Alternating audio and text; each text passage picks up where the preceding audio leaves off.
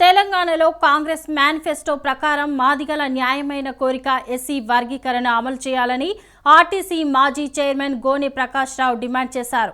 వర్గీకరణకు మద్దతు గోనె ప్రకాష్ రావు మద్దతు తెలిపారు. పెద్దపల్లి జిల్లా గోదావరిఖనిలో కాశీపేట లింగయ్యతో పాటు మీడియాతో మాట్లాడారు.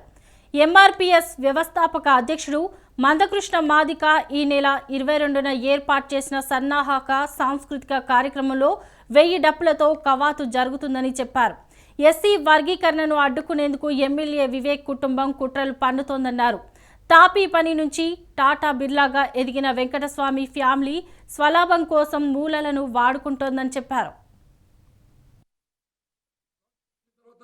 స్వాతంత్రానికి దీనికంటే ఎక్కువ సంవత్సరాలు స్వాతంత్రం మన డెమోక్రసీ ఇది బ్రిటిష్ వాళ్ళని పాల్గొనడానికి 30 సంవత్సరాల పోరాటం తర్వాత ఇవాళ తీర్పు వస్తే మిమ్మల్ని తప్పుపట్టలేదు.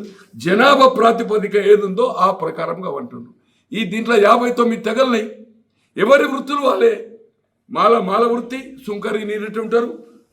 వీళ్ళు ఏదైతుందో పశువులు అచ్చు కట్టడము పెండలి నంది వెళ్ళండి. అప్పటి నుంచి ఒకటే మాదిగా తో ఐఏఎస్ కానీ ఐపీఎస్ కానీ బ్యాంక్ లోన్లు కానీ పరిశ్రమలు కానీ అన్ని వాళ్ళే లాభం జరుగుతుంది. ఈరోజు ఒక అత్యున్నత న్యాయస్థానం పార్టీ లైను ముఖ్యమంత్రి ఇలా ముఖ్యమంత్రిని కాదంటున్నావు, పార్టీ అధినేతని కాదంటున్నావు.